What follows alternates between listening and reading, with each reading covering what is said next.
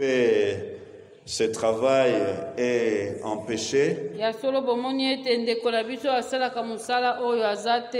Et nous pensons à lui. Dimanche passé,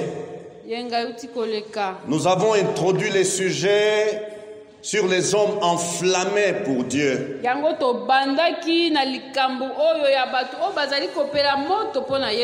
Et nous avons pris cet homme appelé Abraham pour voir comment il était enflammé pour Dieu. L'appel adressé à Abraham par Dieu nous a interpellés. Dieu nous appelle à l'aimer de tout notre cœur, de toute notre âme, de toutes nos pensées et de toute notre force. C'est dans la mesure où nous arrivons à ce standard que nous serons enflammés réellement pour Dieu.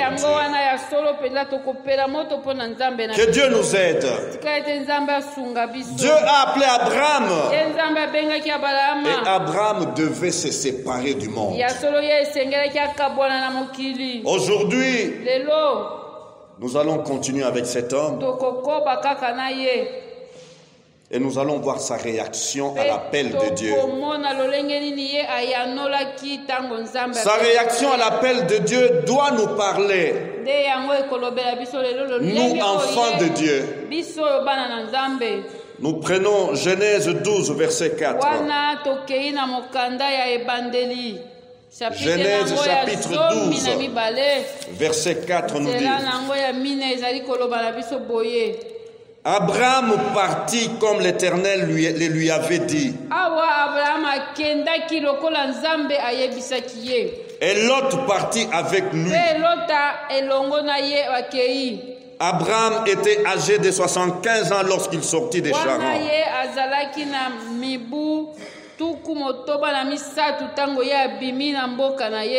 Âgé de 75 ans lorsqu'il sortit des Charans.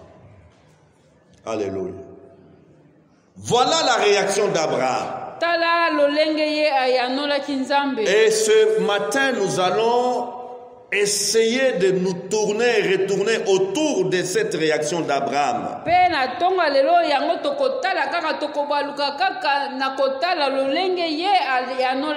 L'acte qu'Abraham vient de poser ici au verset 4 s'appelle l'obéissance. J'aime parler de l'obéissance. Frères et sœurs en Christ, la grande chose, la chose importante que Dieu attend lorsqu'il appelle quelqu'un, c'est simplement son obéissance. C'est simplement l'obéissance. Pas le raisonnement. Pas de c'est-à-dire. Simplement l'obéissance. Abraham doit apprendre à obéir à une chose à la fois. Obéir à une chose à la fois. C'est ici où les choses nous sont compliquées, nous humains ici aujourd'hui. Alors qu'un appel nous est adressé, une instruction bien spécifique nous est donnée.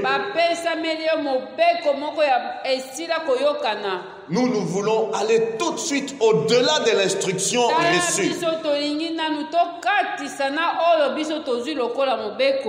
Shalom. Avec Dieu, nous devons apprendre de comprendre une chose à la fois.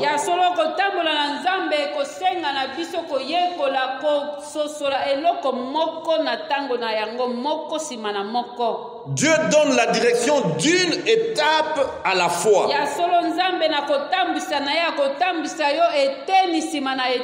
Notre malheur aujourd'hui vient de ce que nous voulons, dès que nous recevons l'appel, avoir la lumière sur tout.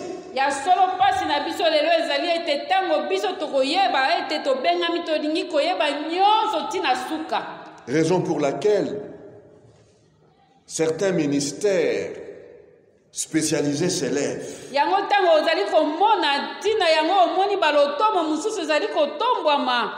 Tu n'as pas encore appris à écrire la lettre A. Mais tu veux déjà donc toutes les autres lettres, qu'elles soient maîtrisées par toi. Shalom. Shalom.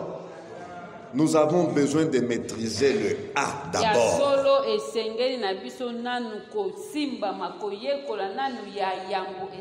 Avant d'arriver à 10, nous devons d'abord apprendre à maîtriser le 1. Alléluia. Et c'est ça la pédagogie de Dieu. Abraham devait d'abord quitter. Il devait d'abord sortir de Charan. C'était le premier pas. Laisse ta famille. Laisse tes amis. Et sors de ton pays. Premier pas. Shalom. Shalom. Le plan de Dieu pour notre vie est certainement fait de plusieurs étapes. Mais Dieu révèle une étape à la fois. Pas deux, pas trois.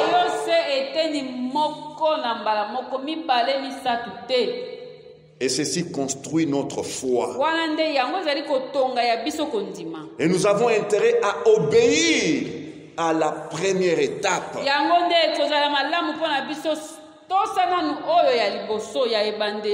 Je vais prendre un exemple banal.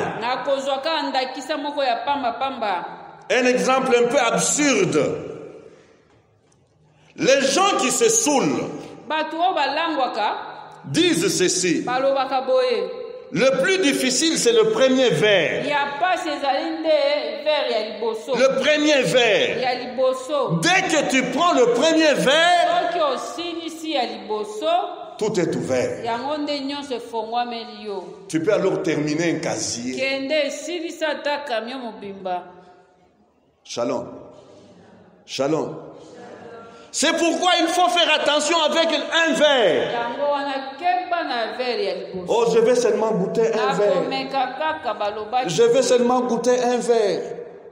Mais avec un verre, tu vas te retrouver avec 12 bouteilles. Dans les choses de Dieu, c'est le premier pas d'obéissance qui compte.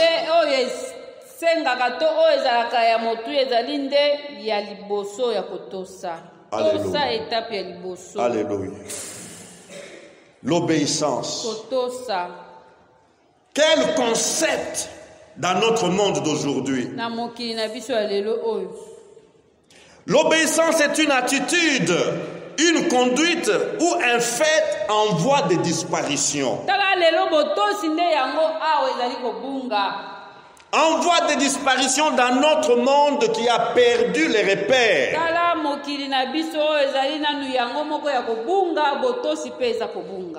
Dans ce monde dit curieusement civilisé, et même monde libre, l'obéissance est mal vue.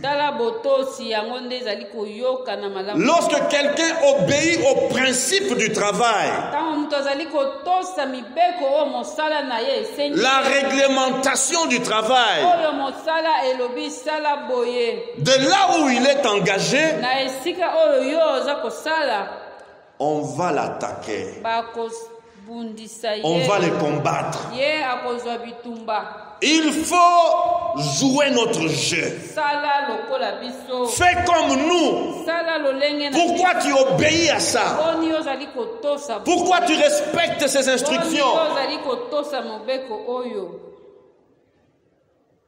Dans cette génération où règne l'inversion des valeurs, inversion des valeurs, c'est-à-dire le mal est appelé bien, le bien est appelé mal, l'obéissance est démodée. L'obéissance est presque périmée. C'est là pourquoi, à cause de la maladie appelée la grandeur, la folie des grandeurs. Shalom. Shalom. Vous savez, lorsque vous êtes au volant du véhicule, vous allez vivre, vous allez voir la rébellion qui habille les gens.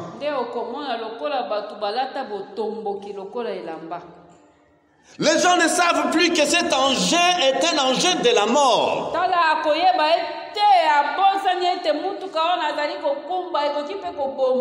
Les piétons cherchent à ce que le véhicule les évite.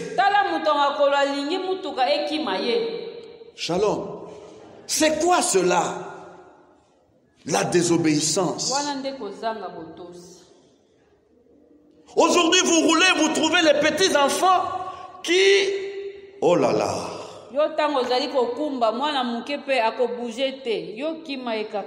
Donc il te laisse quelques centimètres, tu dois l'éviter. Or la vie est précieuse. La vie n'a pas de brouillon. Shalom. La folie des grandeurs. Même ces petits gamins-là, ils se voient grands, ils se voient, je ne sais pas, inamovibles. Et le véhicule doit le craindre. À cause de la folie des grandeurs, la désobéissance et l'insoumission sont vantées.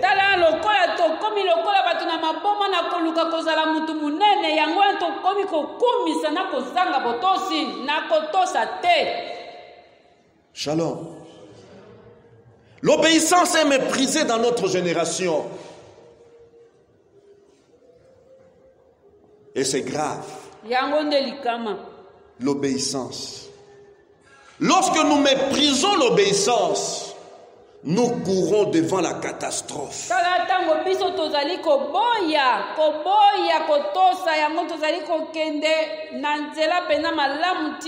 Chers enfants, chers parents, développons, cultivons l'obéissance dans nos familles.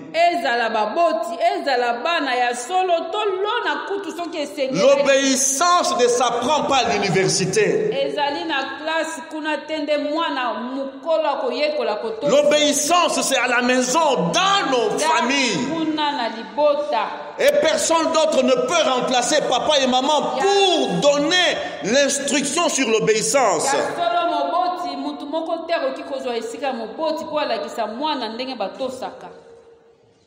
S'il te plaît, Père Abraham, s'il vous plaît, Père Abraham, vous êtes la personne la mieux indiquée pour nous apprendre cette vertu.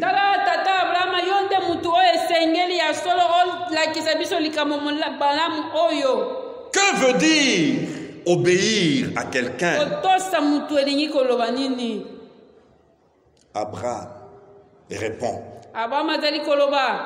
Je dois commencer par réfuter les pensées qui créent la confusion dans les esprits dits modernes.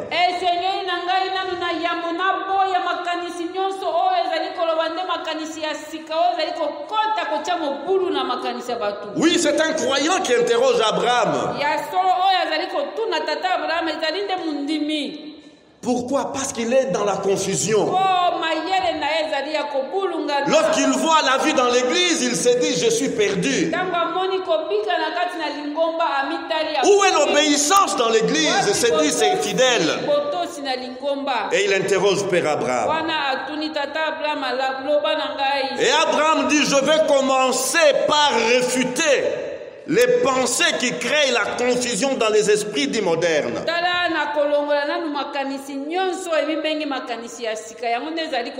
Et Abraham dit, je l'entends dire, l'obéissance n'est pas synonyme de la lâcheté.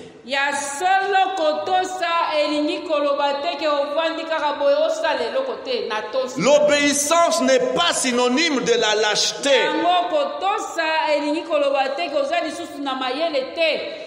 L'obéissance n'est pas synonyme de la peur. Alléluia. Alléluia. Quiconque obéit à une autorité établie,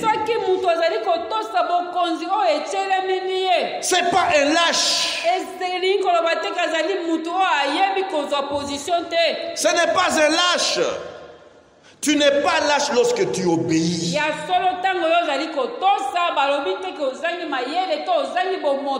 Voilà ce que le monde est en train, d'introduire dans des pensées aujourd'hui.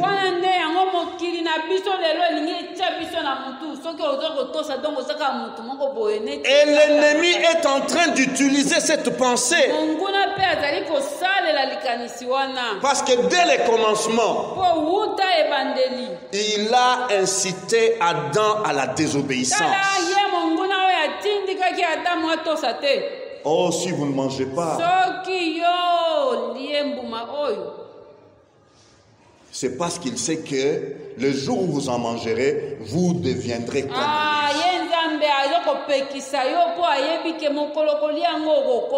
lui. Donc, Adam, si tu ne manges pas, tu es lâche. Shalom. Obéir à une autorité établie, ce n'est pas synonyme de la lâcheté.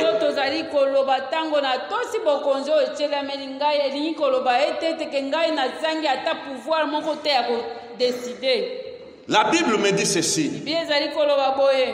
Lorsque les enfants d'Israël devaient entrer dans la terre promise, pour que nous discernions c'est quoi la lâcheté. Nombre chapitre 13 verset 3.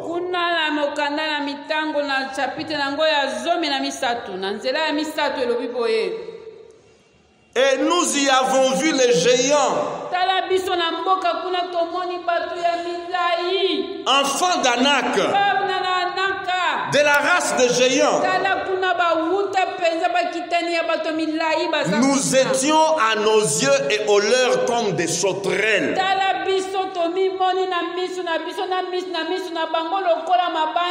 Là, c'est le témoignage des 10 espions. Voilà les lâches. Nous avons vu les géants, enfants d'Anak, de la race de géants. Nous étions à nos yeux et aux leurs comme des sauterelles.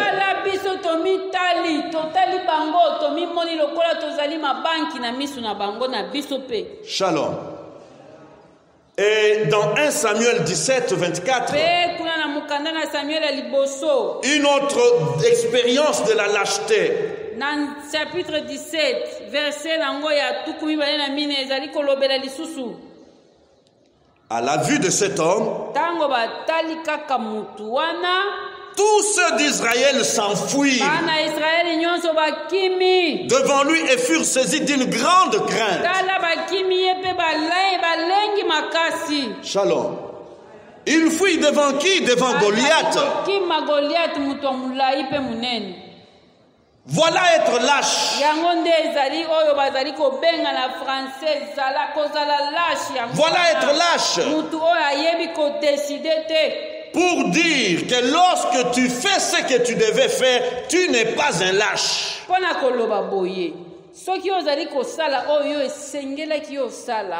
Au contraire, tu es un brave. Alléluia. Amen. Celui qui obéit, c'est un brave. Alléluia. Alléluia. L'enfant qui obéit à son père ou à sa mère n'est pas lâche.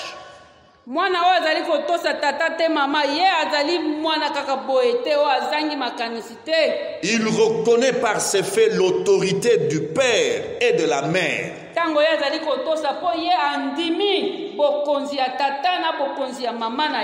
Alléluia.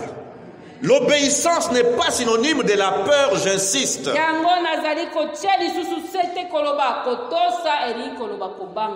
Et si l'obéissance était synonyme de la peur, comment expliquer que Abraham puisse accepter de quitter comment son entourage bien connu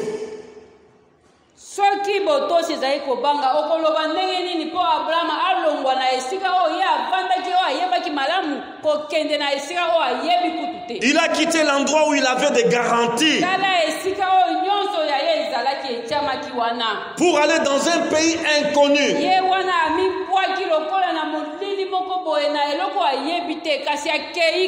Un lieu où il n'avait pas de parenté. Il n'avait pas d'amis. Et il n'avait même pas la langue du lieu. Shalom. Un lâche n'irait pas. Shalom. L'obéissance n'est pas synonyme de manque de caractère.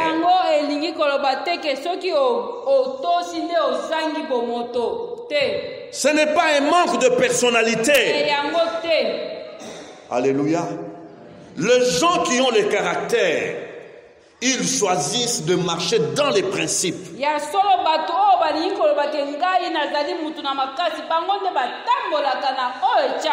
Alléluia. Amen. Quelqu'un qui a la personnalité, c'est celui qui obéit et qui fait ce qui est correct.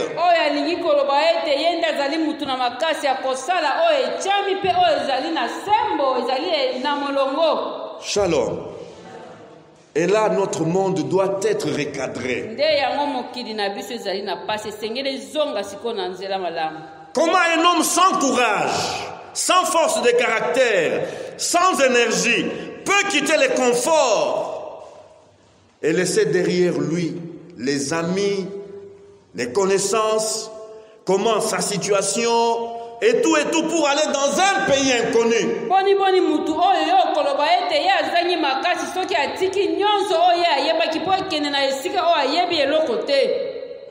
Alléluia. L'obéissance. L'obéissance veut dire, c'est Abraham qui parle. Obéir à quelqu'un veut dire se soumettre à lui en se conformant à ce qu'il a ordonné.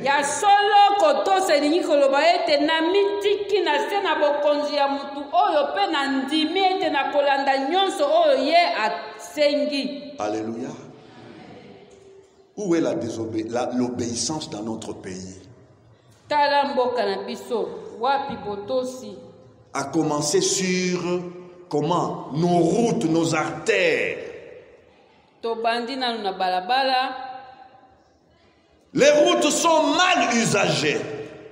Fulu na balabala, moto na balabala, nyonso na balabala. Shalom. Et ça fait mal au cœur. On fait tout dans sa parcelle et on prend les détritus, les saletés de ménage et on va déverser sur la route. Nyonso tokobwaka kaka na balabala, na mai ya se anzungu afufu kaka na balabala. Où est l'obéissance? Shalom. La Bible nous dit que quand Dieu a établi Adam dans le jardin, il lui a dit entretiens le jardin.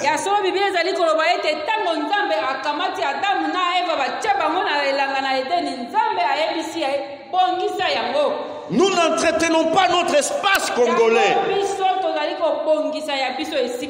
Et nous courons vers ces pays, ces villes qui sont entretenues par leurs habitants.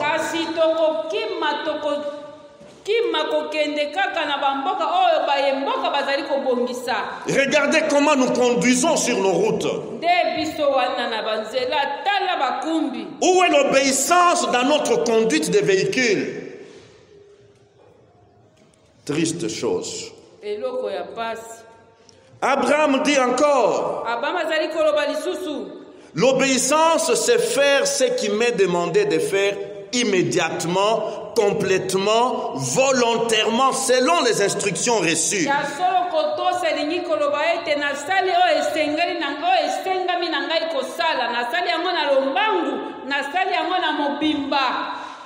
Et volontairement. Shalom. Obéir, ce n'est pas faire quelque chose parce qu'on te met donc comment le fusil là.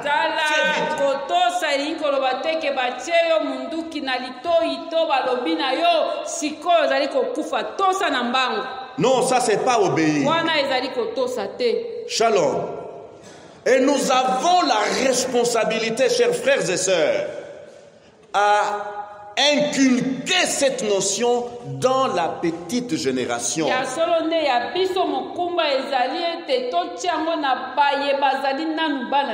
Dans la jeune génération. L'obéissance, frères et sœurs, sans l'obéissance à Dieu, personne ne peut dire être passionné de Dieu.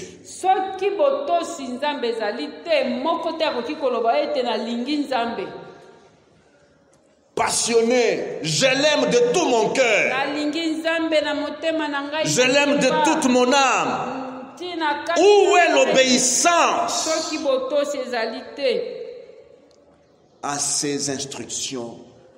Où est l'obéissance à ses commandements? Où est l'obéissance à sa parole en général?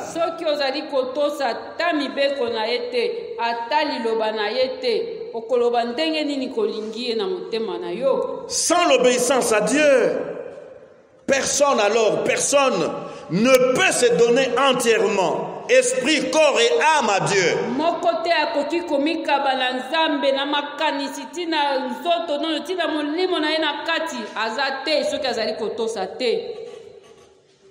Alléluia.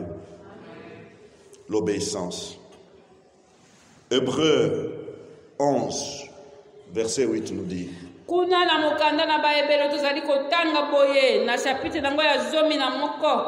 C'est par la foi qu'Abraham, lors de sa vocation, obéit et partit pour un lieu qu'il devait recevoir en héritage.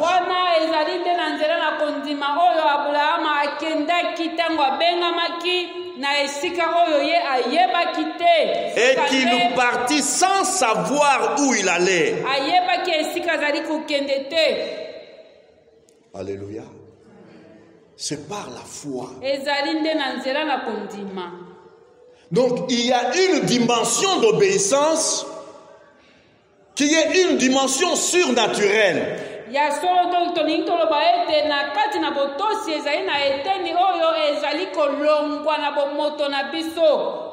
Alléluia. Il y a des choses ordinaires. Il y a des choses que nous vivons au quotidien. Nous connaissons l'ABC. Mais ici où nous trouvons Abraham, ce n'est pas dans les quotidiens. Ce n'est pas dans les habitudes. Alléluia. Ici, l'obéissance sort de l'ordinaire. Et c'est la raison pour laquelle l'auteur de Hébreux dit, c'est par la foi.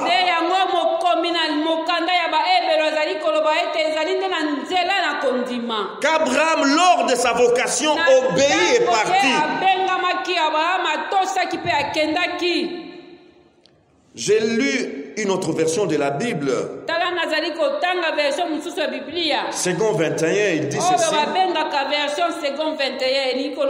C'est par la foi qu'Abraham a obéi lorsque Dieu l'a appelé.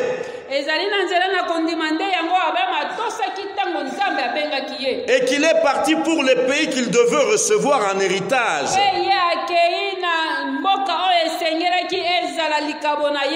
Et il est parti sans savoir où il allait. Il est parti sans boussole. Il est parti sans plan du vol.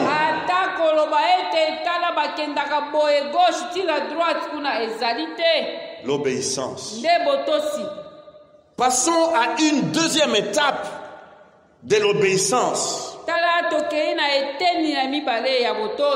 Deuxième expérience que j'ai retenue pour Abraham.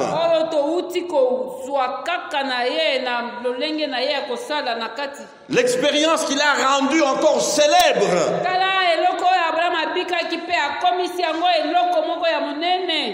Genèse 22. La Bible dit ceci. Après ces choses, Dieu mit Abraham à l'épreuve. Et lui dit, Abraham. Et il répondit, me voici. Dieu dit, prends ton fils. Ton unique, celui que tu aimes, Isaac. Va-t'en au pays des Moridia. Et là, offre-le en holocauste sur l'une des montagnes que je te dirai.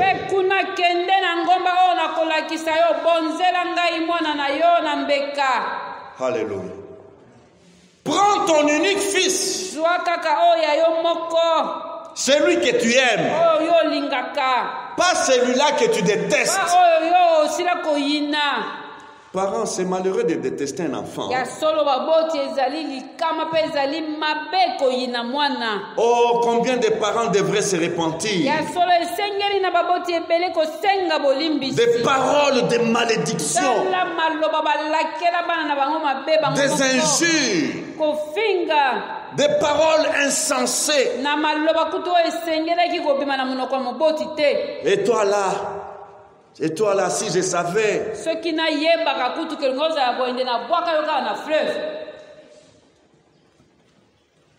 Mais Dieu dit à Abraham, celui que tu aimes, celui-là que tu appelles trésor, celui-là que tu appelles héritier, c'est celui-là que je te demande. Mets-toi à la place d'Abraham. Que vas-tu dire? Que vas-tu faire? Depuis 75 ans. C'est à 75 ans sans enfant. 75 ans sans enfant. Et ma femme, 65 ans sans enfant. Et cet enfant, tu me l'as donné à 100 ans. Tu me l'as donné après 25 ans d'épreuve.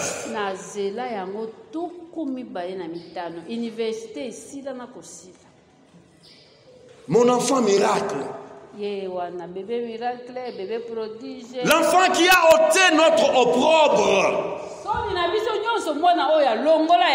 L'enfant qui nous a apporté les sourires. Seigneur, est-ce possible? Je me suis placé là où était Abraham. Je me suis dit, si c'était moi, que ferais-je? Premièrement, je cherche la consolation. Je me consolerai en disant que mon Dieu ne peut pas me demander ça. Le seul enfant qu'il m'a donné, l'enfant qu'il m'a promis, ça ce n'est pas la voix de Dieu. Je me console. Ça vient de Satan. C'est Satan qui est jaloux du plan de Dieu pour mon fils. Alors il voudrait que je lui sacrifie mon fils unique. Là, je vais développer la théologie. Shalom. Et pour me rassurer dans ma consolation, la deuxième chose que je vais devoir faire,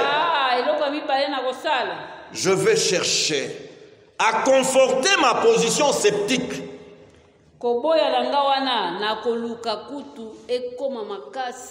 J'irai partir trouver un frère,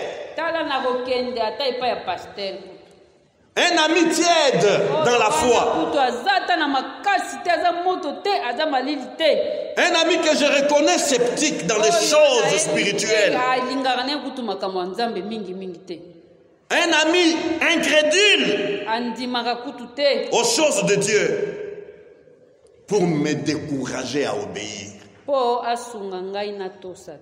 Pour me décourager à obéir. Dis, que penses-tu? Que penses-tu? Est-ce que Dieu peut me demander mon fils unique? Tu trouves ça spirituel? Est-ce que cette voix-là, c'est la voix de Dieu que j'ai entendue? Dites-moi, est-ce que je dois vraiment aller sacrifier cet enfant unique? Shalom. Shalom. Et mon ami sceptique, qu'est-ce qu'il va dire?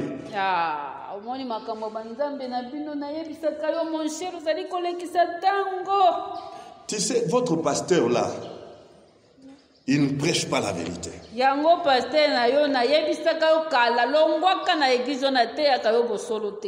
Shalom. Mais que va faire Abraham?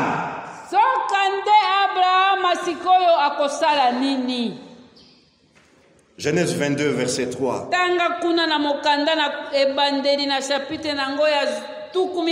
Abraham se leva de bon matin. C'est là son âne et prit avec lui 2 serviteurs et son fils Isaac. Il fendit du bois pour l'holocauste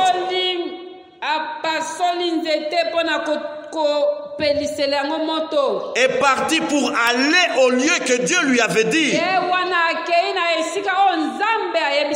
Lorsqu'ils furent arrivés au lieu que Dieu lui avait dit, Abraham y éleva un autel et rangea le bois. Il lia son fils Isaac. Il lia son fils Isaac et le mit sur l'autel. Et le mit sur l'autel par-dessus le bois. Puis Abraham étendit la main et prit le couteau pour égorger son fils. Quel genre de père était cet homme? Le couteau est là, prêt à égorger Isaac. C'est alors qu'il nous voit se faire. Shalom. Shalom. Shalom. Abraham. Je vis ton amour pour moi. Ne fais pas du mal à l'enfant. Alléluia. Amen. Frères et sœurs, lorsque nous sommes appelés par Dieu, Dieu nous attend sur le terrain appelé obéissance. Dieu va nous attendre sur le terrain appelé obéissance. Alléluia. Amen. Et Dieu va nous éprouver pour voir si nous obéissons sincèrement.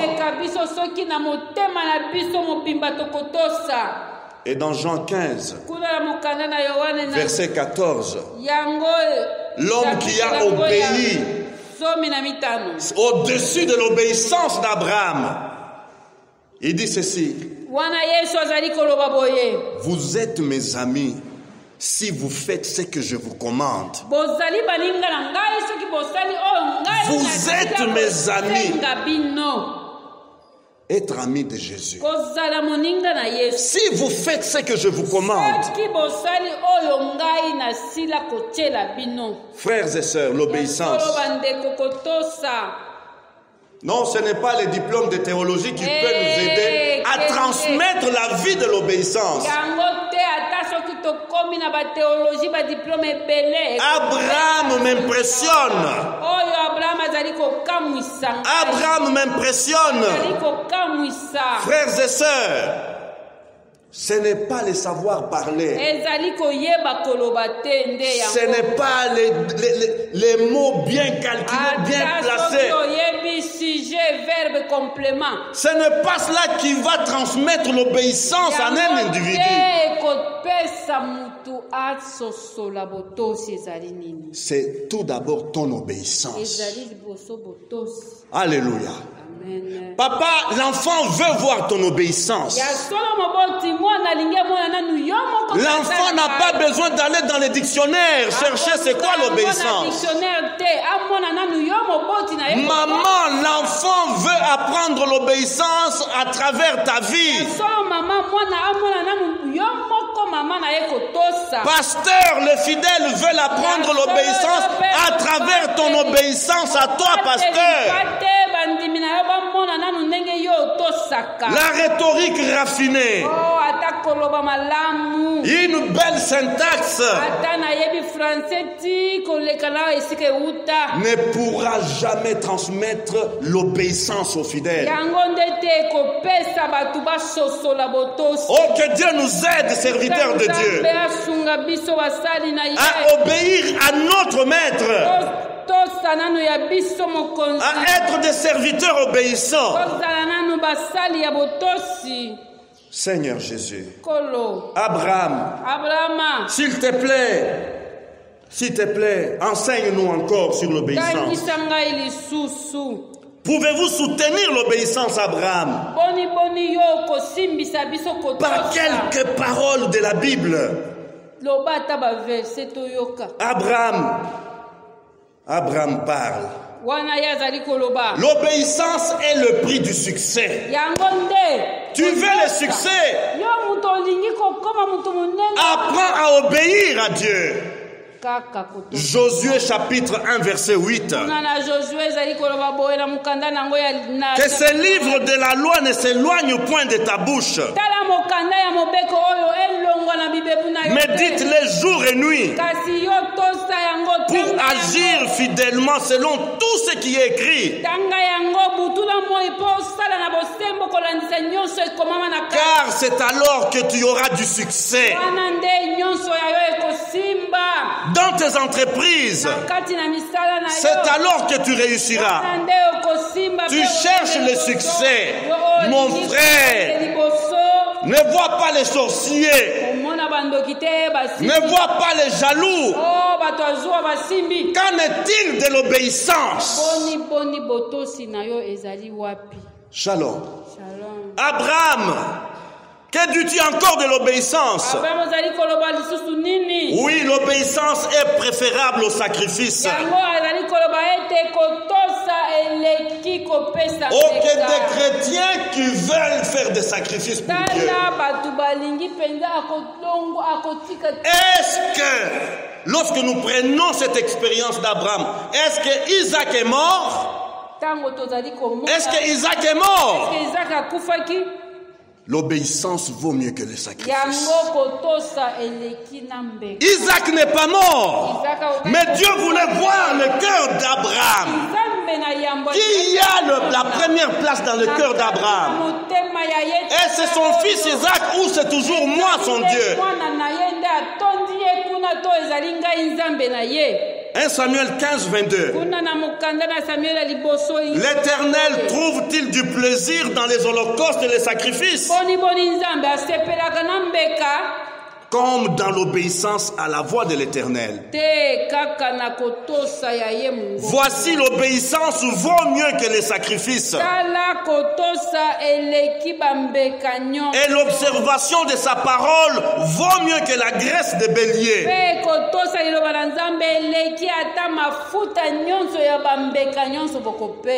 Et pour aujourd'hui, écoutez la parole que Père Abraham va donner comme parole donc d'or. Matthieu 7, 21. Ceux qui me disent Seigneur, Seigneur, n'entreront pas tous dans le royaume des cieux.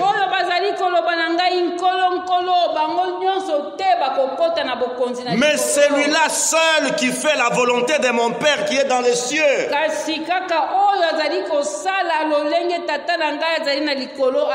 L'obéissance à Dieu nous garantit l'entrée dans son royaume.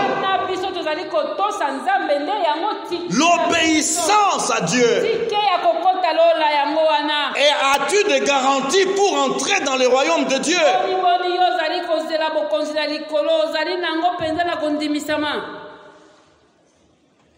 Ce ne sont pas ceux qui m'appellent Seigneur, Seigneur. Mais celui-là seul. Et il singularise. Il singularise. Il ne prend pas la masse. Pour dire quoi, nous pouvons être nombreux dans ces lieux. Nous pouvons apprendre la parole de Dieu telle que nous sommes nombreux. Qu'en est-il de l'application, de la pratique? Et là Jésus dit, celui-là seul qui fait la volonté de mon Père qui est dans les cieux, voilà celui qui a la garantie. L'obéissance. Abraham, aide-nous Seigneur. Oh Seigneur, aide-nous. Car nous sommes appelés à obéir chaque jour qui passe. Que dit la parole de Dieu? Pour cette question, que dit la parole de Dieu? Que dit la volonté de Dieu? Seigneur Jésus, baissons nos têtes.